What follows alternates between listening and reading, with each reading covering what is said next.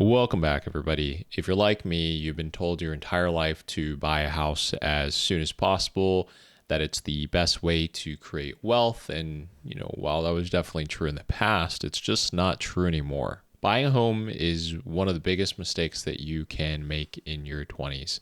And I know that I'm going to get a lot of flack for saying that, but it's the truth for the vast majority of Gen Z and young millennials. When you think about your 20s, what should your priorities be? It should be about developing the skills that will help you in your career and also putting yourself in an advantageous financial position. And so, how does a house play into that? Homeownership just doesn't make sense mathematically when you compare it to other investing options. The reason why people say homeownership is a great way to build wealth is because it forces you to save. You have to pay your mortgage every month or you'll be on the street. If you have the discipline to be looking up these videos, to be watching these videos and investing in the market, homeownership is a bad deal.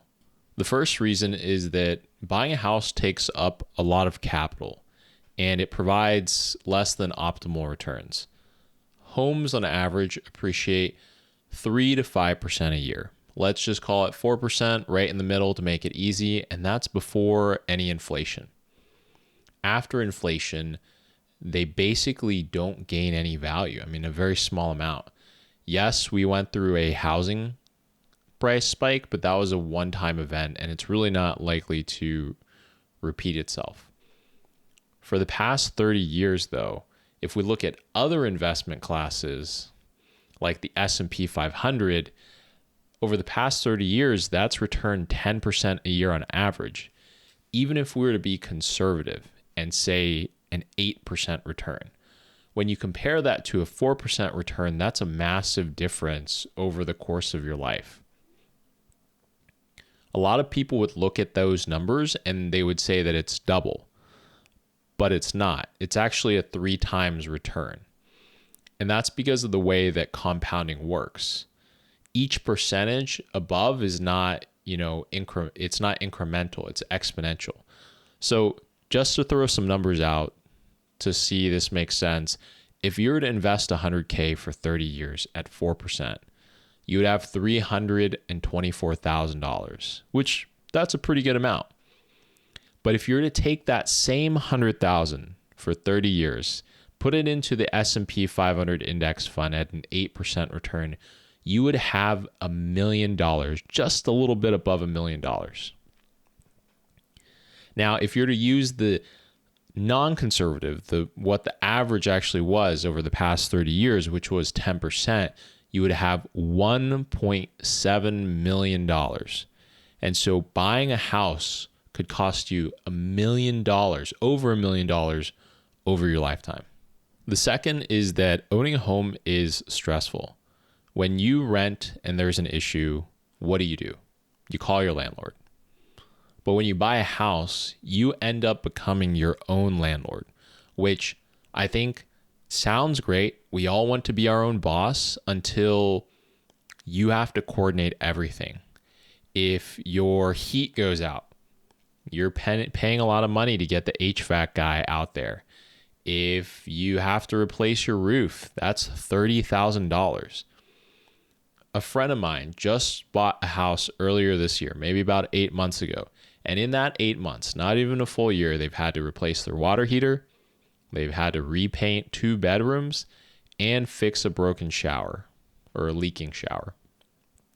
And so that's thousands of dollars. Most estimates say that you need to be setting aside about 1 to 2% of the home's value each year in repairs, which is thousands of dollars.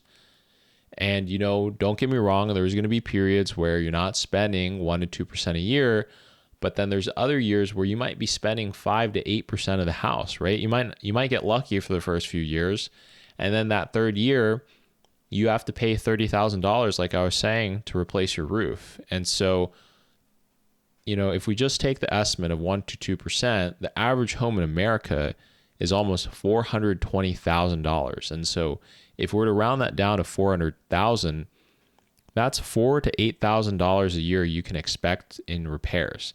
And that's not factoring in property tax. It's not factoring in home insurance, and it's not factoring in HOA fees. If you add all those up, you could be paying as much as $15,000 a year in miscellaneous fees.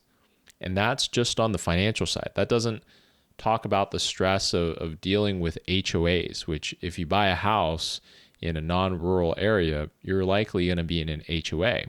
And so you're trading in dealing with a landlord for dealing with your neighborhood Karen. If you mow your lawn and you don't do it perfectly, they'll hit you with a fine. You leave your trash bins out too long. Oop, another fine. And so despite what, social media says, despite what the news says, despite all those things, having a house is not as glamorous as it's made out to be. The final point that I'll mention is that renting offers a lot of flexibility. Buying a home makes it difficult to move. I mean, let's just picture a scenario that is very realistic and happens honestly millions of times a year across the US. You graduate college, you get a good job in your area, not your dream job, but a good job, and you decide to buy a house. And then 6 months later, a year later, 3 years later, you get a once in a lifetime opportunity, your dream job but you have to move across the country. You either have to figure out renting your house and dealing with the hassle of finding and vetting tenants potentially every year, or you have to sell your house and take a massive loss. Or worst case scenario out of all of those, you don't fulfill your dreams. You don't go after that dream opportunity because you don't want to deal with taking a loss or figuring out how to rent out your house. And so the average house takes 7 years to break even. And that's because of all the different closing costs, the attorney's fees, etc. And so including any appreciation the house might have had or any equity that you built in the house, it still takes 7 years on average. And so unless you can really see yourself living in the area, or actually more specifically, unless you can really see yourself living in that specific house for the next 7 years, you're better off financially just renting. And it also gives you the flexibility to move every year, to chase those opportunities. If another job market is piping hot, but you've got a house and you're stuck there, well, you better pay up or you're going to lose that opportunity. You're going to have to sell the house or you're going to have to rent it. And so it's these three factors, the flexibility, the financials of owning a home, and also the stress that comes along with owning that home, that I believe the vast majority of, Gen Z and young millennials, you shouldn't be buying a home. You should be taking that money, investing it in the stock market, even investing it in alternate assets like cryptocurrency, gold, silver, etc. There's so many different ways for you to make your money work for you. Leave buying homes for when you're in your 40s, 50s, and 60s, and you need that diversification. In your 20s, in your 30s, you should not be buying a home. Now, this is just my personal opinion. I'd like to hear your comments in the comment section below. That's all for now. Thanks for watching.